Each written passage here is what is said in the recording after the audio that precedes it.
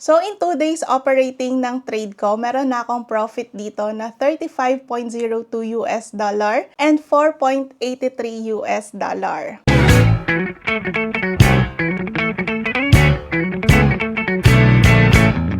Hi everyone, this is Miss Jen and welcome back again to my YouTube channel. I've mentioned before sa last video ko na isa sa mga side hustle na ginagawa ko po is yung trading. At yung tinitrade ko po is Forex. And this time, gusto kong subukan yung AI trading and gusto kong i-share sa inyo kung ano yung magiging experience ko dito, how it actually works, and what are the risks. Just a quick disclaimer, this video is for informational purposes only and not a financial advice. So, always do your own research. Isa sa AI trading company na gusto kong subukan is itong AI Finex. So, syempre, ni-research ko munang mabuti bago ko subukan itong company na to. And based sa na-research ko po, itong AI Finex is a company specialized in the development of artificial intelligence or AI. Actually, sa panahon natin ngayon, marami na talagang gumagamit ng AI para mas mapadali yung trabaho natin at mas madaling kumita ng pera. Actually, dati nakapag-try na kami ng trading bot. Naging maganda naman yung naging resulta namin doon sa trading bot. Yun nga lang, malaki yung naging kapital namin doon, which is $1,000.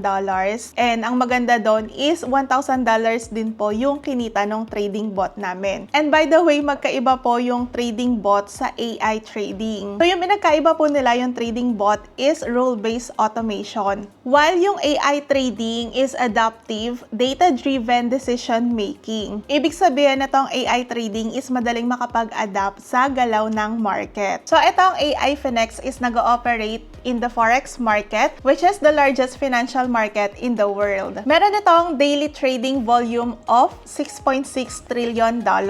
So nagustuhan ko dito sa AI Finex is nag-ooperate siya directly inside the client's broker account. At ayun nga, since this is an automation, so hindi ko na kailangan pang intindihin yung chart, kung anong indicators yung gagamitin ko, at hindi ko na rin kailangan mag-technical analysis. Although ginagawa ko naman talaga yung manual trading, pero gusto ko lang talagang subukan itong AI trading. So gusto ko makita kung papaano nagte-trade to, at gusto ko rin makita kung ano yung magiging result ng trading ko dito sa AI Finex. So ayan, para makapag-start na ako ng automated trading dito sa AI Finex, so first is magre-register muna ako dito sa members area. So para makapag-register dito, kailangan i-fill in daw yung information. So yung inihingi lang naman nila dito para makapag-register ako is yung name, surname, email, phone number, and then magka-create lang ng password. After that, i-check ko lang tong box. Ayan, and then click register. Ayan, ito yung aking account. And as you can see, naka-receive ako dito ng 5 next points. So itong next points, ito yung kailangan ko para gumana yung AI. Actually, itong free na next points, pwede ko na tong magamit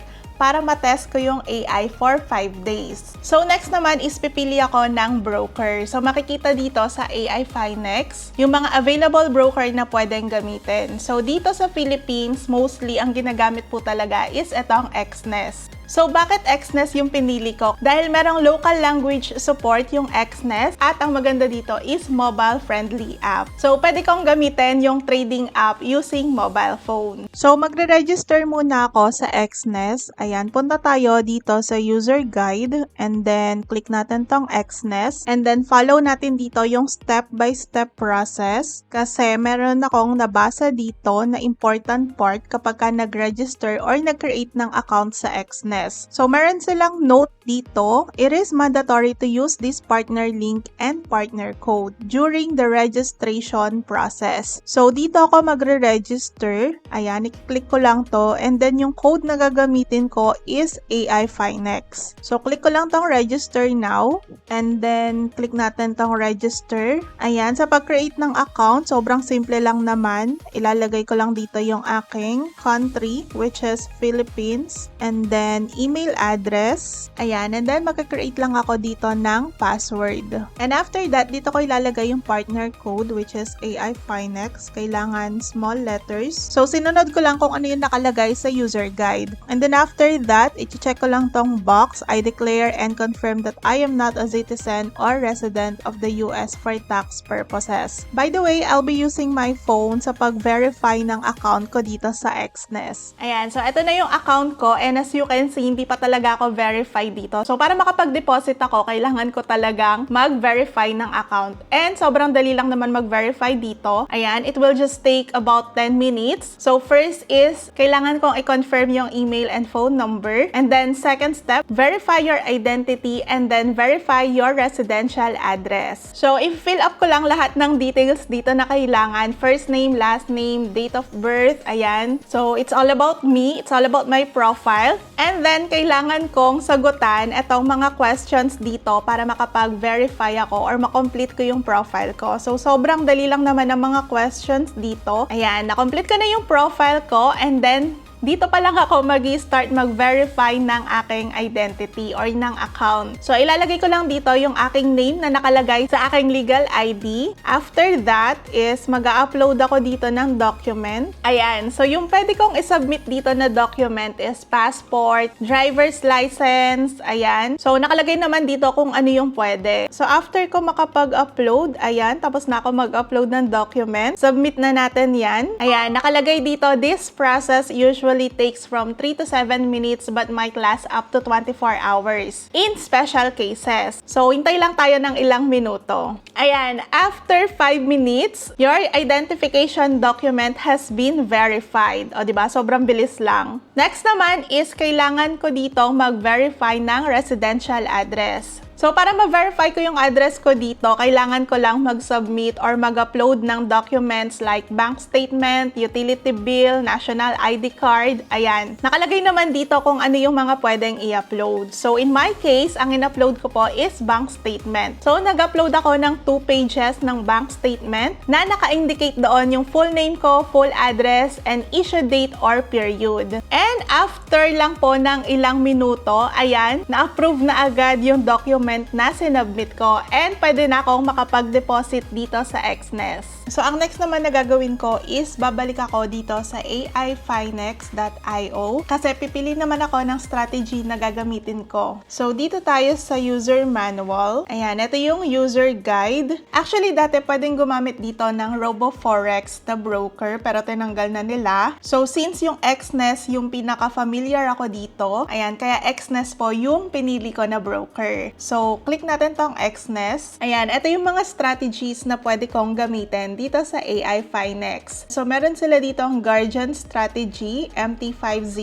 And then, meron din pong Guardian Plus Strategy. Tingnan pa natin kung meron pang isa. And meron din Guardian Pro Strategy. So, yung gagamitin ko na strategy is itong Guardian. Ayan, explain ko sa inyo bakit Guardian. Hindi po Guardian Plus and hindi Guardian Pro. So, ito yung Guardian Strategy. Ayan, starting capital dito is $600 and then estimated monthly earnings per trade, ibig sabihin hindi ito fixed, so $46.80 which is nasa 7.80%.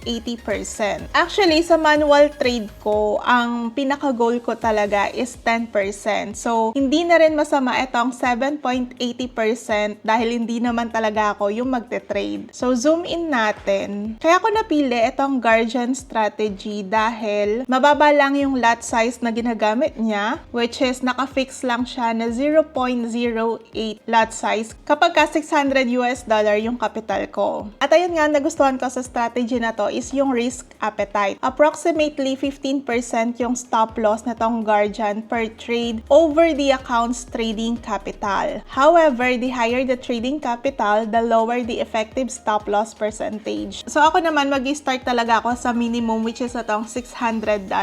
So, dito sa user guide, ayan, since first time ko dito, so kailangan ko talaga tong sundan and hindi ko kabisado talaga yung process. Ayan, scroll down natin. After ko makapag-verify ng account sa XNES, ang next na gagawin ko is, ayun nga, pumili ako dito ng strategy. And then, next naman, susundan ko yung process dito. Kailangan ko mag-create ng real account sa XNES. So, dito sa aking app, ayan, sundan natin tong process. So, nakalagay dito, kailangan mag-open ng real account. Magkaiba yung interface sa website ng XNES sa kanilang mobile app. So, kinakapakapa ko lang tong mobile app ng XNES. And ayun nga, nagamit ko na dati tong app na to. So, dito tayo sa open account.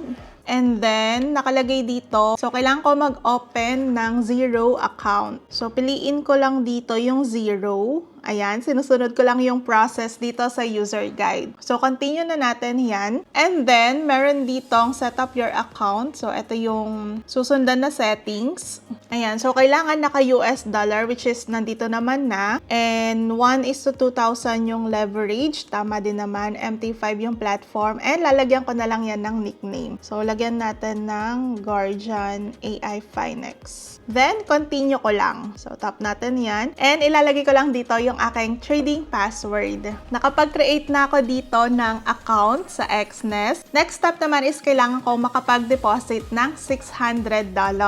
So, dito sa Xnest, check natin yung mga payment method. Tap natin tong deposit. So, ito yung mga payment method na available, which is very convenient talaga sa akin kasi meron ditong QRPH, bank card, Binance Pay, GCash. Ayan, and then meron ding online bank transfer. So, I think gagamit ako nitong QRPH. So, make sure lang na ito yung aking account. And then, ilalagay ko dito yung amount kung magkano yung ide-deposit ko. Ayan, so magde-deposit ako dito ng 38,000 which is nasa $614 US.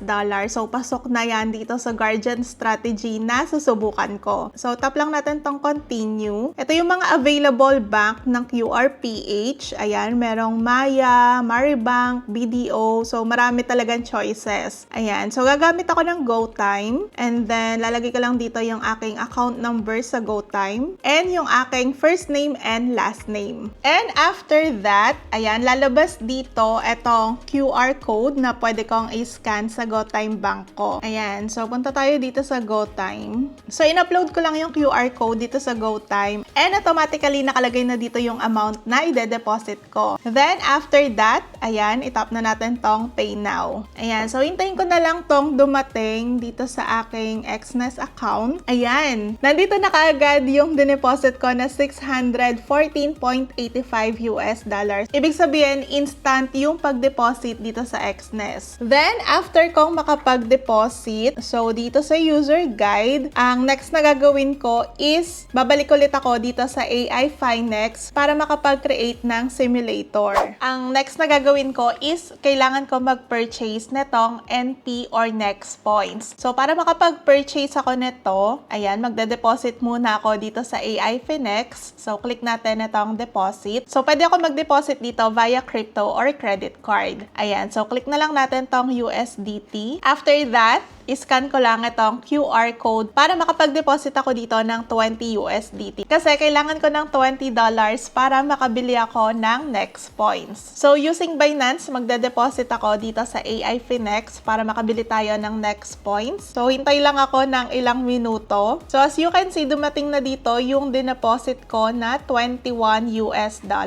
Ayan, so click na natin itong Buy Next Points para ma-set up ko na yung AI trading ko. Ayan, actually, pwede naman bumili dito ng 50 Next Points, 105, 540. So, ayan, confirm na natin. So, meron ako dito ang total of 25 NP. So, next is, i-connect ko naman yung aking Xnest account dito sa AI Finex para masubukan ko na yung AI trading. Ayan, going back dito sa website, click lang natin tong account. So, syempre, kailangan kong gayahin yung settings na nandito sa user guide. So, dito sa broker is Xnest, and then Guardian, MT50, and then yung leverage is 1:2,000. So, palitan natin yan, 1:2,000, and then, so maglalagay ako dito ng account nickname, ayan, Guardian Xnest naman dito, and then, kailangan kong ilagay dito yung trading account ko from Xnest. Then, after that, lalagay ko naman dito yung aking trading account password. And then, click lang natin yan, accept and continue. So, ayan, nakonect ko na yung account ko dito, and as you can see, operating na po yung aking AI. So, makikita nyo dito yung risk thermometer ko is very low. Ibig sabihin, mababa lang talaga yung risk appetite ng Guardian strategy. Kaya, yun lang muna yung sinubukan ko talaga.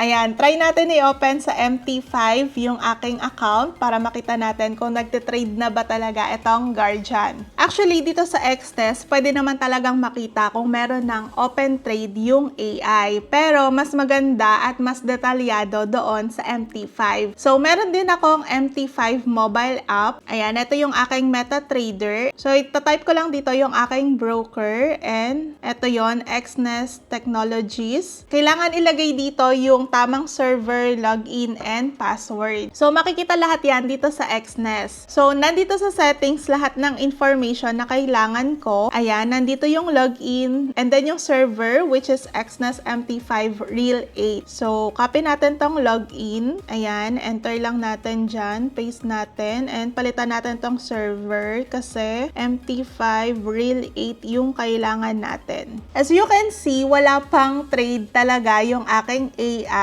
So, wala pang naka-open. Etong Guardian strategy, konti lang talaga yung tinitrade nito everyday. So, very few daily trades and in most cases, only one order opening per day. Kaya mababa lang talaga yung risk appetite. And ayun nga, sa bawat trade, naglalagay ito ng 15% stop loss. So, if you will ask kung itatakbo ba ng AI Finex yung capital ko, the answer is no. Dahil nakita nyo naman kanina kung saan ako nag-deposit. So, nag-deposit ako doon sa broker, which is yung Xnest. And walang control yung AI Finex sa account ko doon sa broker. Ang binabayaran ko lang dito sa AI Finex is yung next points. Kailangan ko talaga mag-purchase ng next points kasi hindi gagana yung AI trading kapag wala akong next points. Kaya kapag naubos yung pinurchase ko na next points, mag-stop yung AI trading. So, ang possible na maging risk dito is kung papaano magte-trade yung AI. Especially kapag volatile yung market, mabilis talaga yung price movement, lalo na yung gold to USD pair. So, gusto ko malaman kung papaano i-handle ng AI yung pag-manage ng risk, kung paano siya magte-trade sa mga ganong situation. So, yan yung mga ipapakita ko sa next video ko and abangan nyo yan. Sa ngayon, wala pa talaga ako mabibigay na feedback dahil nga kaka-start ko pa lang. And until now, wala pang naka-open na position yung AI. At syempre, kapag nagkaroon na ako ng profit dito, susubukan ko rin makapag-withdraw. This video is not a financial advice. Ayun nga, gusto ko lang talagang subukan tong AI trading and gusto kong i-share sa inyo yung journey na to. I suggest do your own research pa din, lalo na kung gusto nyo talaga mag-trade. Syempre, mas maganda kung mag-aral muna kayo bago kayo mag-trade. Kasi kahit manual trading yan, AI trading, or kahit na anong klaseng trading pa yan, possible pa rin na magkaroon kayo ng losses. So, abangan nyo yung mga next videos ko. I-update ko kayo kung ano yung magiging result ng AI trading ko. Before ko tapusin itong video na to, pakita ko lang sa inyo yung recent trade ng AI trading. So, ito yung account ko dito sa Xnest. Actually, 3 days operating na itong AI. And makikita nyo, nadagdagan na po yung balance ko. So, meron na ako dito ang $652.94 US dollar. So, punta tayo dito sa closed. Nag-start ako ng May 15, 2026, which is Friday. So, meron akong kinita dito na $4.83 US dollar. Ayan. And then, syempre, Saturday, Sunday, close yung market. So, yesterday, which is Monday, ayan, take profit siya ng $35.02 US dollar. So, sa ngayon, wala pang losses yung AI and ina-expect ko magkakaroon din to sa mga susunod. And we'll see, update ko kayo sa mga susunod ko na video about dito sa AI trading journey ko.